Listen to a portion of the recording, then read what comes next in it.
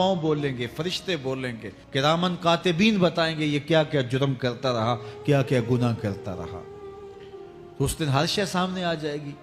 تو یہ تو ثبوت ہوں گے ہی ہوں گے، لیکن اللہ فرماتا ہے ثبوت تو اپنی جگہ، لیکن بل الانسان علی نفسہ بصیرہ، کیا انسان کو خود نہیں پتا کہ وہ کہاں کھڑا ہے؟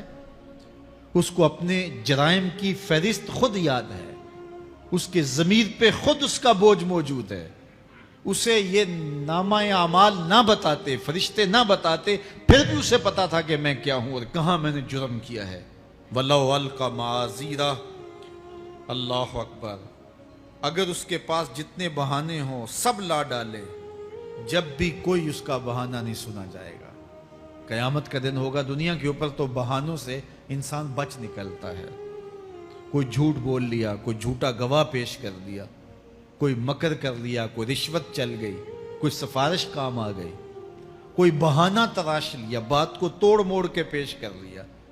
لیکن قیامت کا جب دن ہوگا تو کوئی نہ جھوٹا گواہ چلے گا، نہ رب کی پولیس رشوت لیتی ہے، نہ وہاں انصاف کے خلاف کوئی کام ہوگا، اور نہ ہی کوئی بہانہ چل سکے گا۔ اللہ اکبر۔ دوسری بات مفسرین نے یہ بھی لکھی کہ بعض اوقات یہ ہوتا ہے کہ انسان اپنے گناہ پر، اپنے جرم پر کوئی بہانہ تلاش کر کے لوگوں کو مطمئن کر لیتا ہے۔ جو اس نے جرم کیا، کسی سے زیادتی کی، کسی کا حق غصب کیا، تو لوگوں نے ملامت کی تو وہ کوئی بہانہ تلاشتا ہے اور لوگوں کو مطمئن کر لیتا ہے۔ بعض اوقات لاجواب کر دیتا ہے، بعض اوقات مطمئن بھی کر لیتا ہے۔ وہ لوگوں کو تو مطمئن کر لیتا ہے، لیکن وہ خود مطمئن نہیں ہو سکتا۔ جس نے جرم کیا ہوتا ہے، جرم اس کو اندر سے ڈستا رہتا ہے، اس کا ضمیر اس کو ٹھوکریں مارتا رہتا ہے، اندر کی بے چینی اسے تنگ کرتی رہتی ہے۔ اگرچہ وہ دلائل سے، مکر و فریب سے، باتوں کو توڑ موڑ کے عذر کر لیتا ہے، کوئی بہانہ بنا لیتا ہے، لیکن اس کے باوجود اس کے اندر کوئی چین، اندر کوئی اطمینان نہیں ہوتا۔ اللہ اکبر۔ تو مجرم بے چین رہتا ہے۔ آج ہماری بے چینیوں کا ایک سبب ہمارا مالک کی دہلیز سے منہ موڑنا اور بہت سارے دیدہ نادیدہ گناہوں کا ارتکاب کرنا ہے۔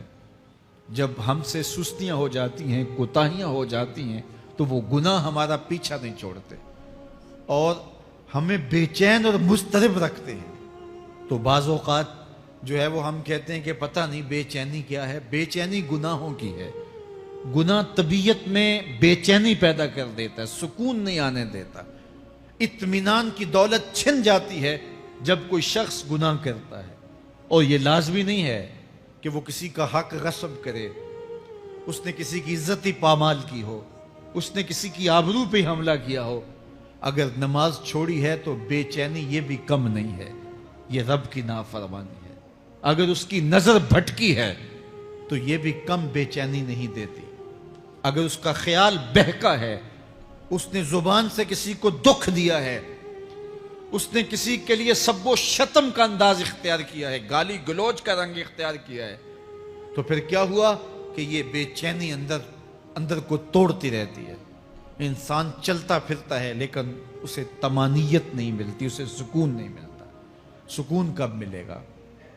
سکون تب ملتا ہے جب کسی سے زیادتی کی ہو تو اس سے جا کے معافی مانگ لی۔